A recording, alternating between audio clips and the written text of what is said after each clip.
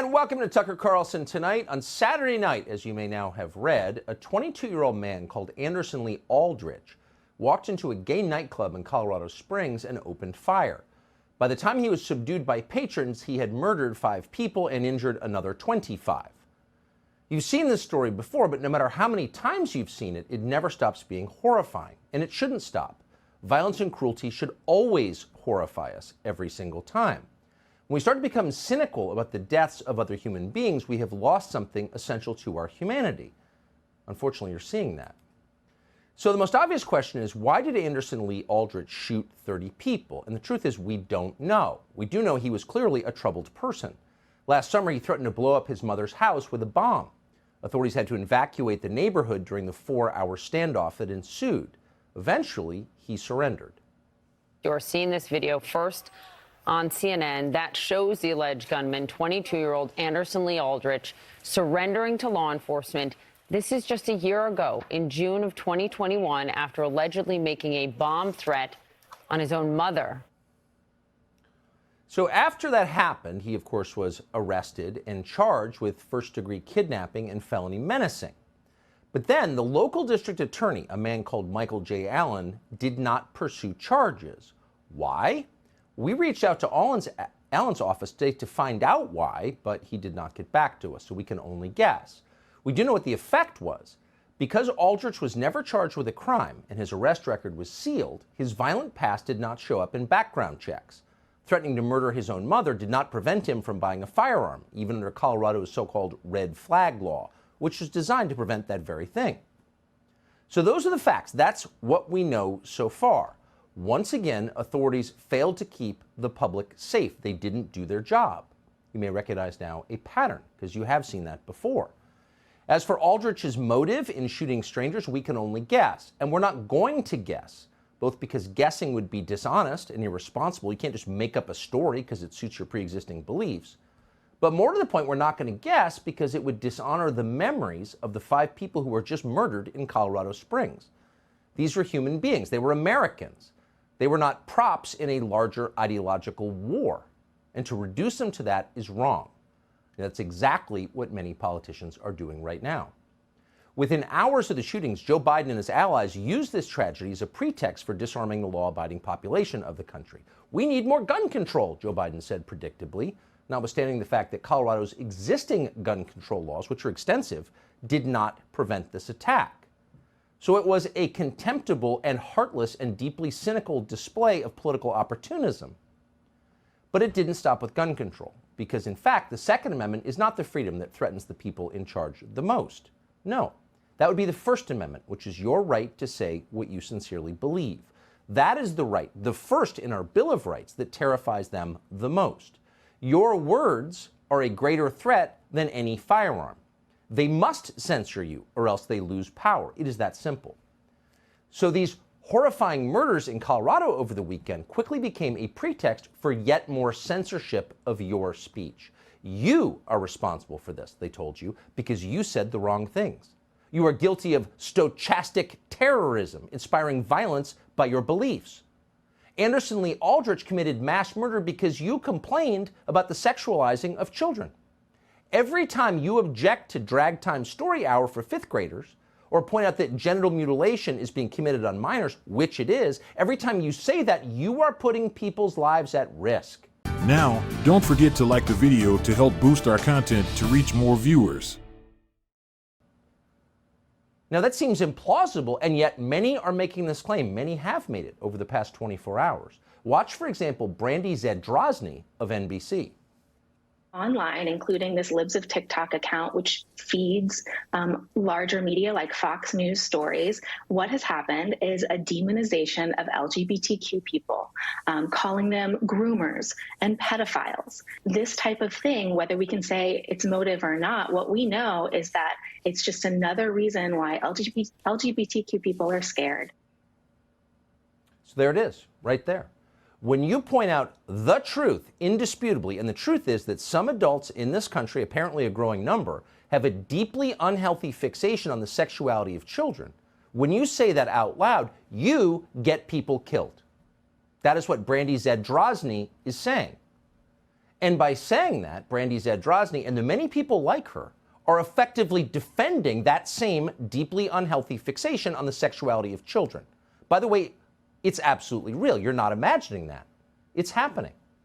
The evidence is everywhere, and it comes to light on the internet. And Brandy Zadrozny and people like her hate that you're seeing that. Notice that Zadrozny is not claiming that libs of TikTok is making this up. She never even suggests that.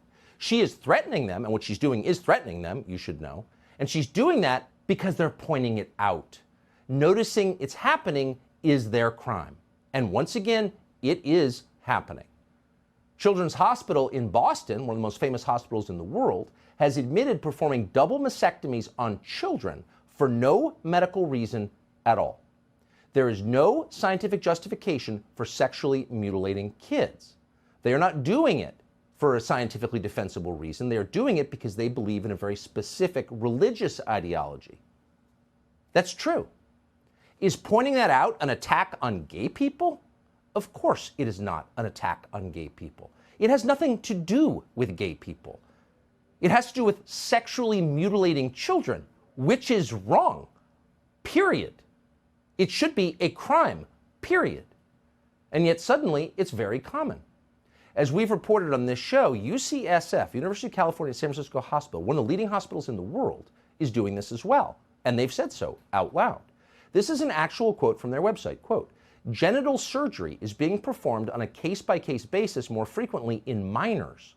In the absence of solid evidence, providers often must rely on the expert opinions of innovators and thought leaders in the field."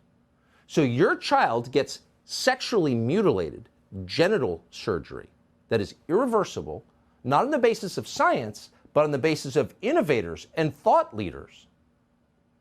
It's hard to believe that's happening. That quote was scrubbed, by the way, after we reported on it, not because it wasn't a real quote, but because it was a real quote. It was too incriminating. Once again, this is everywhere. A parent in Pennsylvania called Megan Brock decided to do some actual reporting on it because actual reporters choose not to. They look away and attack anyone who wants to know what's actually happening. So she filed a records request. And this week she obtained a 2017 email from Dr. Nadia Daushin at the Children's Hospital of Philadelphia. Again, one of the most famous hospitals in the world, known as CHOP, a widely beloved institution that has helped very many. But in this case, what they were doing shocks the senses. In a communication with now HHS Secretary Rachel Levine, she wrote this, quote, "I'm not aware of existing literature," this is Daushin, "but certainly it is happening. I think we've had more than 10 patients who have had chest surgery under 18, as young as 15, and bottom surgery, 17. That's the sexual mutilation of children for no medical or scientific reason, simply because right now it is fashionable and consistent with a cult that has taken over a lot of the leadership of this country. But the fact remains, children are being destroyed by this. It should be a crime. The people who commit it should be in jail. But it's not just the sexual mutilation of children in hospitals. This is part of a larger trend, and the trend is this: adults crossing the line, and it has always been a bright line, into deep involvement with the sexuality of children.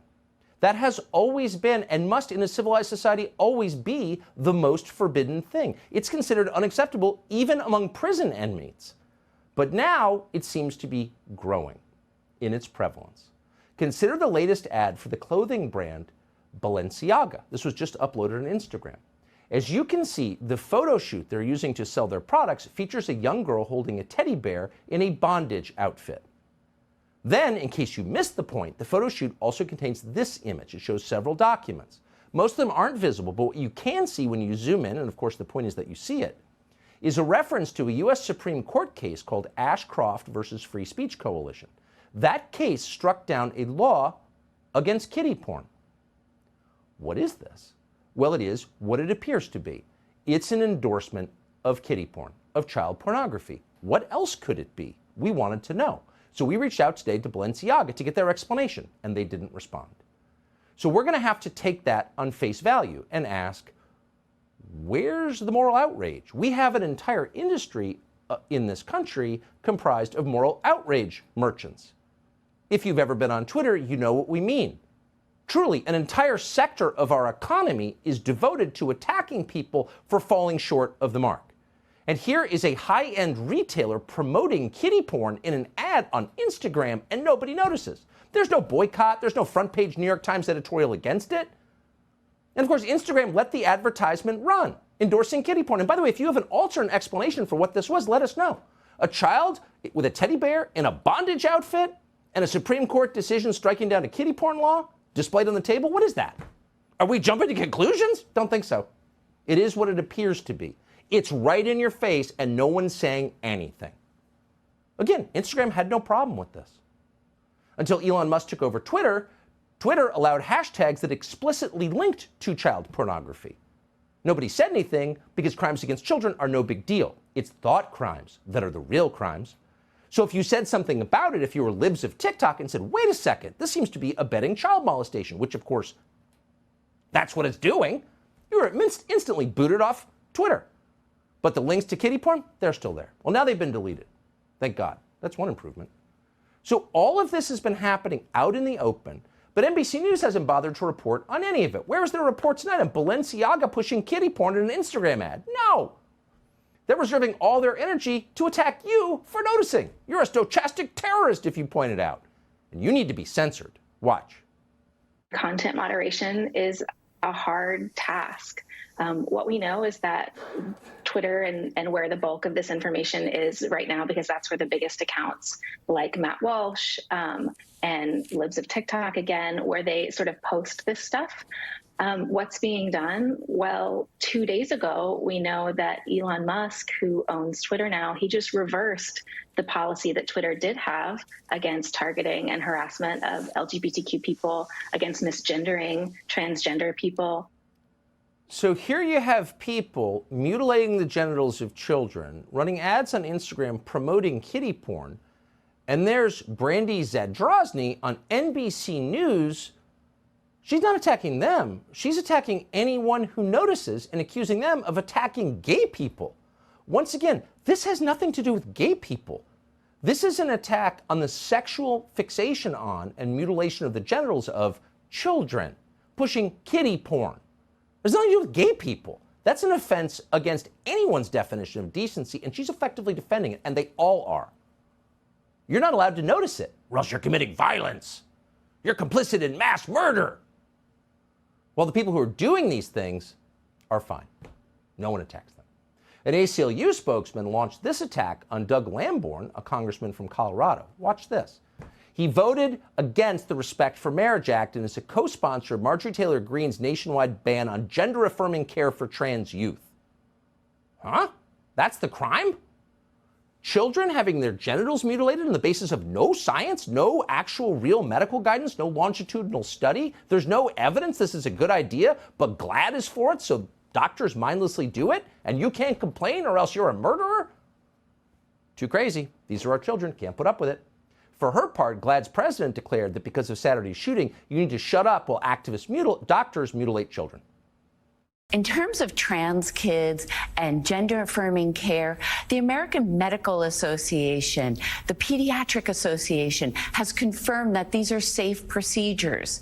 This is finished business. It's politicians and junk science who's creating some kind of debate or argument about this. Really? Now, we realize she's paid to say that. Of course, all these activists are paid to say what they say. Very specifically paid. The ACLU is paid to say what they say. They all are. ADL's paid to say what it says. GLAAD is paid to say what it says. But the truth is, the no BS scientific truth is, there's no evidence it's safe. Where's the 10-year study on that? Do you have one? Oh, you don't have one. We have no idea what the long-term effects of puberty blockers are. We have no idea. We can't even guess as to the long-term psychological effects of genital mutilation on a 17-year-old or 15-year-old. What? You have no idea it's safe. You're lying. It's not a safe procedure. We've spoken to a lot of victims of this barbarism, and it is barbarism. We did a whole documentary on it, and by the end of the documentary, we were more shocked than when we started reporting it out. Even people who support these procedures can't actually defend them, and that's the whole point. They have to make you shut up because they don't have any facts on their side. If you're not okay with child abuse, you're a murderer. And it's worked on a lot of weak-minded journalists who only care about status and acceptance by the group. But there are a few on whom it has not worked. At the top of that list is Chris Rufo. Don't miss out. Subscribe today.